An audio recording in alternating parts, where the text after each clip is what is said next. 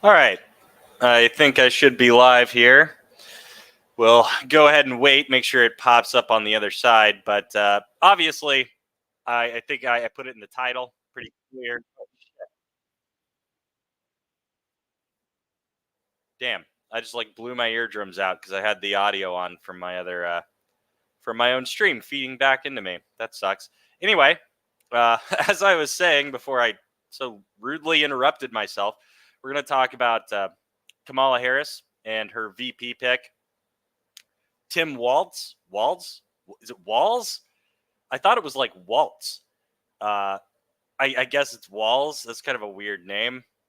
He's the governor of Minnesota, and I don't know. Well, I almost said I don't know what the fuck she's thinking. I think I do know what the fuck she's thinking. I just think it's fucking stupid, and I don't think she should have fucking done this. I am disappointed in her. She's like kind of acting like a dumb bitch. And, I guess my expectations shouldn't have been any higher than that. I never really thought she was that particularly smart, but, you know, this is, well, I guess I'll get into explaining why. I'll explain why I think it's stupid and why I think they're doing this. Because as much as I'll say like this is stupid or whatever, it's not like any of these fucking decisions have no thought going into them, and they're just like sitting around like, who do we like the best, and whatever like that, like they're just doing this thoughtlessly, like just picking their favorites or shuffling cards or whatever. There's reasons for all this shit. You know, people get paid millions of dollars to help her out to decide these things, so it's not like there's no fucking logic that goes into it at all. I just happen to disagree with it. I've got this really weird feeling in my. Oh, had a fly inside of my headset. That was weird. Anyway, back to what we were doing. I think it's dumb because of what I've already said before. You already know, if you've listened to me in the past couple streams, or maybe not, and I can just explain this again. I think it should have been Josh Shapiro. I think most people thought it was going to be Josh Shapiro. In fact, I'll say this. I think it was going to be Josh Shapiro. I think that was the fucking plan. Because it seems really weird. And there's another flip side to this I could talk about. But it seems weird that you would have it in Philadelphia, right? That seems a bit odd. And it makes all the tactical sense in the world for it to be Josh Shapiro. I think all the betting markets probably had him. Anybody that had Tim Walz was probably. I did see a lot more chatter about him over the past couple days, and so, like I was saying, I think she changed her mind. I think it was going to be him because he's the governor. If you don't know who Josh Shapiro is, he's the governor of Pennsylvania. He's ridiculously popular. He's like a 60% approval rating, which you're thinking like 60%. That's like a failing grade or whatever. But in modern politics, that's like exceptional, especially in a swing state. Pennsylvania is a critical swing state. It's essentially tied. All the polls are within 1 or 2 points of either Kamala or Trump. So, and it's the biggest swing state. It's the biggest one. It has 19 electoral votes. Like, you have to win that state if you're Kamala Harris. I don't think Trump has to win it, but she basically has to. And the other kind of logic to it is she was only down by a little bit in Pennsylvania. So a vice president isn't going to make a huge amount of change. You're not going to flip like a 7-point state or something with a VP pick. This was all set up just perfectly for her to pick him. There was one critical flaw, though. Really a couple of them, I guess. But the main one, a lot of people have pointed out, is Josh Shapiro is Jewish. And people are upset about the war in Israel, particularly some of the Muslim people in Michigan and the hardcore progressives all over the country. And they're all upset about that. And they treat... So Josh Shapiro's opinion about Israel and the conflict in Gaza is not extraordinarily different than someone like Tim Walz, I don't think, from what I understand, or any of the other people, or a lot of kind of mainstream Democrats. In fact, it's not as like pro-Israel as I would want it to be, and it's not as like anti-Israel as the extreme progressives would want it to be. But it's not that much different than a typical kind of Democrat that would be in the running for this. It seems like the only difference is that he's Jewish, and so they judge him more harshly and more critically. That seems to be it. And then he did used to have, there was more opinions resurfacing, old opinions, which he disavows now. So, like, who cares? But maybe they thought this could hurt because they're saying, oh, he secretly believes this, where he was more pro-Israel. And he said certain other things that upset the progressives, like much more recently. I think he compared the protesters protesting against Israel and kind of, in favor of Hamas and Palestinians and stuff. He compared him to the KKK. At least that's what I've heard. I never looked too deep into that. That's what he was accused of, and I can believe it. I could see myself doing that, so it wouldn't shock me if he would do that. But, this pissed people off. He had some other scandals. Something about some sexual misconduct thing, which, whatever. Those are a dime a dozen. Was there anything to it? I don't know. Probably not. Just other stuff like that, where I think they soured on him, and I think it was mainly because of the comments that came out about Israel, and I think that's why they made the flip. But what's more shocking to me is who they decided to go to. They decided to go to this guy, Tim Walz, who's like, it's a weird pick. This is like a really safe pick, I guess you could say, in certain ways. He's not going to be someone that pisses anybody off other than like Republicans and conservatives. The progressives are going to love the guy. He's not so wildly progressive that it's going to piss off like moderate Democrats, but he's right in the middle of the Democrat Party, I guess is what you would say. So it's just a kind of really down the line pick. He's not from a swing state, though. That's what kind of got me. He doesn't bring anything. It's like a defensive pick is the way I would put it, because he's someone who's old. He's been in politics forever. He's been fucking vetted. There's been opposition research done on this guy for forever. If anything's getting dug up, it'll be dug up. And he's kind of a boring snooze fest, so it's unlikely you're going to find any kind of shocking thing about him. So he's a safe pick. And there is wisdom to that. That's kind of some ancient wisdom, is that in political strategy, is that vice presidents can't ever really help you very much, but they can hurt you, which you're kind of seeing, that a little bit with Donald Trump. I don't know how much I believe that. I think that ideally they can help you a little bit, but if you don't know and you're worried, maybe it's better to go with the one that you're sure isn't going to hurt you at all. But that's why I call it defensive. If she's just sure he's not going to hurt anything, he's not going to scare away the base, he's not going to upset the base, he's not going to probably upset even moderates in any way. They're probably not going to think anything about him because he's not doing anything insanely negative, so they don't care. And if, I think it's, like I said, a defensive pick. I would have expected her because she needs to change things. At the very best, it's a tied race. So a defense pick is saying, I want to keep things the same. Maybe she's going to rely on other factors to change the race. I don't know what those would be, other than hoping Trump continues to fuck up, which we'll talk about him in a second here. But it's defensive. The offensive pick would have been, okay, Josh Shapiro, we can't do that. He's the most sensible strategic thing.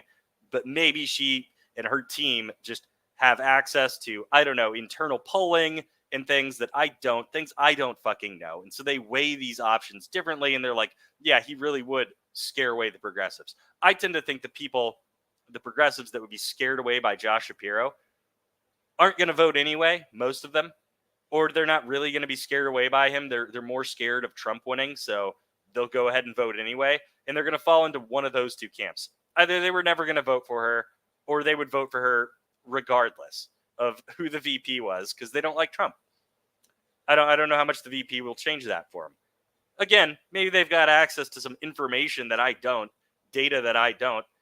They're spending millions of dollars to attain that kind of information, so I would hope that they do, but who knows? Maybe they're just going with their gut feeling, because it does seem like that is kind of a thing. Like, you would think that would make a difference It would make a difference if you were holding the election with like only Twitter accounts, but for the president, it's actual real people, not just Twitter accounts. So, uh, anyway, what I would have expected if she was going to go on offense would be, okay, we can't do Josh Shapiro. Let's go for something crazy. Let's go for the North Carolina governor. Was it Roy Cooper? That's a long shot. That's a long shot to try and flip North Carolina. That would be an offensive move. If she was like, okay, well, we can't do him. Let's go try our luck there. Maybe our campaigning can move it up a few points, and then he'll also kind of flip it over a little bit. Or maybe the guy they were talking about from Arizona, the senator down there, he definitely wasn't going to hurt anything. And I kind of doubt that senators have as much impact in a state as, I don't know, a governor would. I just don't see it because not everybody knows who their state senator is. Everyone knows, most people know hopefully know who their governor is, more than would know who their senator is. So those would have been like offensive. Like I'm taking it to Trump right here. We're going for something crazy. Like Minnesota was nothing you ever needed to worry about. So it's kind of weird to me. Again, the other thing is that could have factored into this is they're just thinking, well, Josh Shapiro, he can campaign and help us as much as he possibly can inside Pennsylvania, and he's going to do that anyway. And I think I said something on Twitter. Maybe they made some deal with him to like sweeten this pot to make sure he campaigns really hard for them anyway inside of Pennsylvania. Like, I don't know, they're going to give something to his state that he can take credit for, or maybe she's going to give him some kind of a cabinet position. I can't imagine that. Though I think I said that on Twitter, but after thinking about it, I'm like, if they were pissed that he was going to be vice president, they'd be extra pissed if she made him. What would he even be? That he would make that deal for or to campaign? There's not a lot of like great cabinet positions. You know what I mean?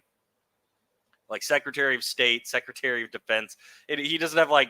I guess maybe he could do Secretary of State. Defense wouldn't make any sense for him, and it would piss the progressives off beyond all fucking belief. I don't know. Nothing else would even really make that much sense for like Homeland Security wouldn't make any fucking sense, and then nothing else would make any fucking sense.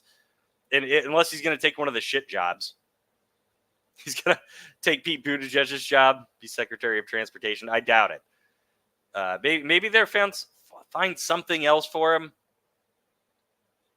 I just can't imagine because nothing would make any fucking sense. Like I said 6 or 7 times. Ambassador to the UN. It's not going to make any damn sense. Nothing. Maybe they'll do something for his state. That's all I can think. Or the party is going to help him out. And so, or he's just legitimately like, one of the soldiers in the party that wants Kamala to win. That could be too.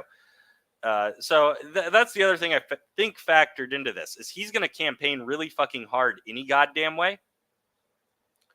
He's going to work his ass off anyway in Pennsylvania. And so they think there's no benefit we get from this.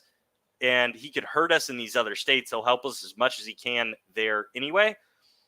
I don't think that's true either. I don't think it's the same as his name being on the ticket. I don't think it has the same impact. Like asking people to vote for you is not the same as asking people as a popular governor to vote for someone else, some other ticket. It's not the same at all.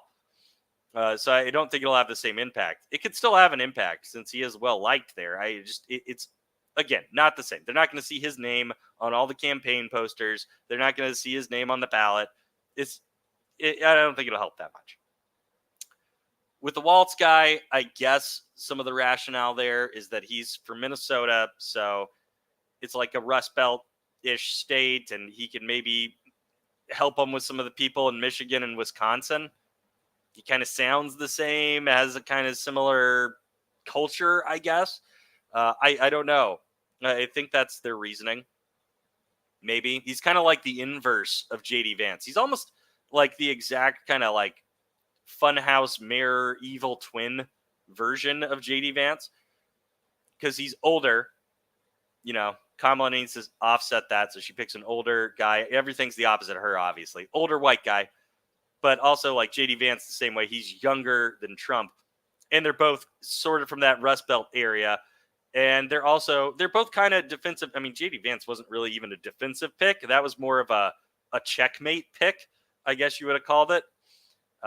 Sort of defensive too, I guess. But they're both from non-swing states. One's from a pretty solid red state, the other from a pretty solid blue. So, maybe there was some more thought that went into this, and both campaigns know something I fucking don't, where they think picks like this are strategically better. It could be. It could be.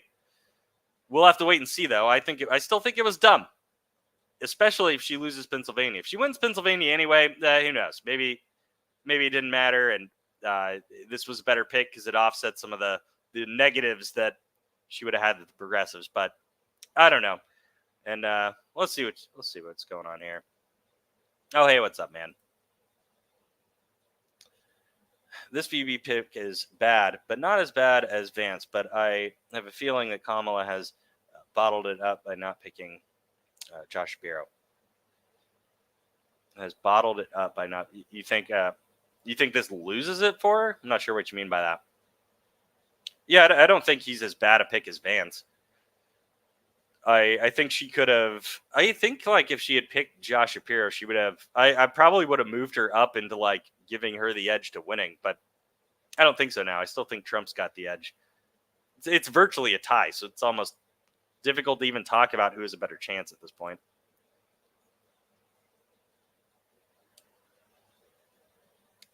The only people excited by Tim Walz are progressives like Cenk and Kyle that hate Israel. Yeah, I don't think. Well, I think all the progressives are excited and people like that just because it's not Josh Shapiro. I don't know how much it is that Tim Walz is like their dream candidate or anything. But you never know. I think I saw Cenk, actually. You mentioned Cenk. He was talking early on about doing Bernie Sanders as the VP. How crazy would that have been? That would have been nuts. But anyway, back to what Trump did. So Trump can still fuck things up. Trump, I don't know if did I already talk about this? Or did this just happen? This might have just happened like a day or two ago. I don't remember. It wasn't that long ago. I don't remember if I mentioned this in my other stream or not. Trump was talking shit about the governor of Georgia, Brian Kemp, who's a pretty popular governor in Georgia, Republican governor, who has said he would vote for Donald Trump. Started talking shit about him. I guess because Kemp opposed Trump in the Republican primary. This is just fucking insane to me. So as dumb as I would have said, Kamala's move was here, as I have already stated, there's some other reasoning you could apply to it that might make sense, and I could just be wrong about it. But what Trump did, there's no reasoning to this. This isn't thought out. This is just him being him and doing something politically stupid. I've said this for a while. Like, Trump is politically fucking dumb. He gets a lot of support. There's certain things he does really well. Certain things he does well. I don't think it's because of strategy or thought. I think he's basically just lucked into it and sort of stumbled into it. But like stuff like this, there's no point to it. He just randomly started like insulting and dogging on this guy in a state that they basically have to win as Republicans. If you're losing in Georgia as a Republican, it's like that's kind of a bellwether state. You start seeing that happen, and you're like, oh man, this could get ugly. This could get fucking ugly. The Republicans could get slaughtered if so. In Georgia's, it's pretty close right now. It's not a blowout like it used to be. And if you're gonna have, so the question would be then: is stuff like this gonna stop Brian Kemp from campaigning for Trump? Like, why would he? Why would he be going out there and busting his ass to campaign for a guy who's insulting him? And I think he insulted his wife too. Crazy, insane. And this is like a state they've got to win. And there's no benefit to doing this whatsoever for him. And he did it in Georgia, of all places. So just kind of nuts. So as long as he keeps doing stuff like that, yeah, maybe it makes sense for Kamala just to be like, you know what, I'm going to pick a safe pick and just stay here and just kind of play it neutral, avoid interviews or tough questions, and maybe they're going to debate. I haven't seen if they're going to do that or not. I know Trump wants one on Fox and she wants one on ABC. Not sure if that's happening, but if she just plays it safe and is like, yeah, I'm going to pick someone inoffensive and who nobody really knows that much about, and I'm sure there's no scandals on, and I'm just going to sit around here and wait, talk as little as possible, just do some like middle of the road kind of speeches, and just let Trump fuck it all up. Yeah, maybe that could be a strategy that might work, because he is doing shit to fuck it up. We'll see how much it hurts him. Trump is an expert in screwing his chances on winning because he cannot shut up. Yeah, yep. This is why John Bolton said that Trump lacks strategic thinking. That's why Putin, Xi, Kim would play him like a fiddle. Yeah, I totally believe that. Yeah. Yeah, if you read, oh my God, if you read any of the biographies, you're talking about John Bolton. It's your profile pic there. You can read his book. I call them biographies. They're memoirs of like the people in Trump's cabinet. So many. Was it like 75% of his cabinet hates him now? And he had, I say of cabinet or people in his administration that worked with him that got fired or quit. Like he rolled through at least 3 national security advisors and I think 3 secretaries of defense and just everything.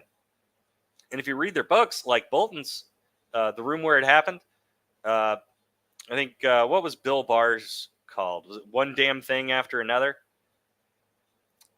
What were the other ones? Pence wrote one. Mostly it was fine up until the January 6th stuff, and that's the only thing that pissed him off. But some of these other guys, like Bolton and Barr, and who are the other guys? There was that other, I don't remember if it was the National Security Advisor or one of his secretaries of defense. What was the book they wrote? I think it was like, oh God, it was something about like keeping my oath or no higher oath or honor. I don't fucking remember, but it was the same shit where they all talked about that kind of thing. You were talking about just him acting like a jackass and a child, essentially. Any of those books, really, you go through all of them. You'll get it out of most of them. That worked with Trump said that he had no clue. yeah. And it's not like shocking to me at all. And I don't think he's going to surround himself with competent people again because the ones he could get all fucking hate him now. So that's another issue with that. But where were we going with this? Oh, yeah, talking about his lack of strategy. Yeah, the other thing he did, as far as when we were talking about the elections and stuff, he literally goes out and tells people like, I guess this was in 2020. I don't know if his line on this has changed. I think he's still sort of sketchy on this. Essentially telling people not to vote for him by mail and not to vote early. That is so insanely stupid. That is so fucking dumb. Whereas Democrats are out there just like, vote however you can, vote early, vote however you can. Vote by mail, doesn't matter. Like, we will go find you, make sure you're registered, get ballots to you, whatever they got to do. It's unbelievable. But anyway, that's all I got for this. It's just a short little, my thoughts on this. This election is just full of surprises. I didn't expect this. I really didn't. I honestly was pretty certain it was going to be Josh Shapiro. I did start to wonder once all this stuff was coming out, and I'm starting to hear about this other guy, and I was like, I don't know. That wouldn't make any sense, but who the fuck knows? I guess we'll see in November. I guess we'll see then. And maybe we'll see earlier. Maybe we'll see some of the polls. I doubt the VP will change the polls that much. Other than it could have changed them in Pennsylvania. I think you might have seen a shift, but probably not now.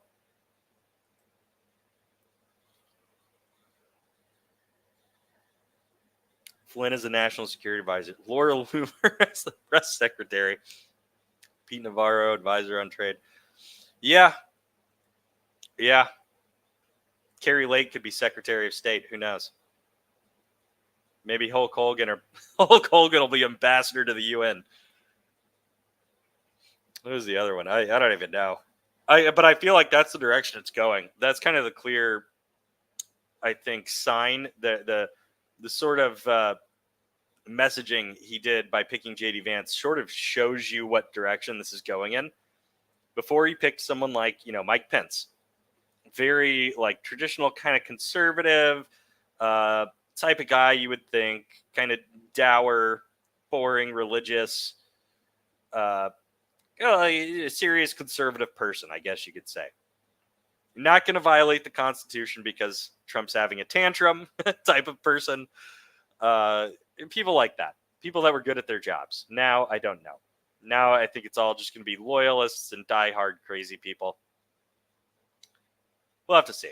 But anyway, that's all I got for today. So have a great night.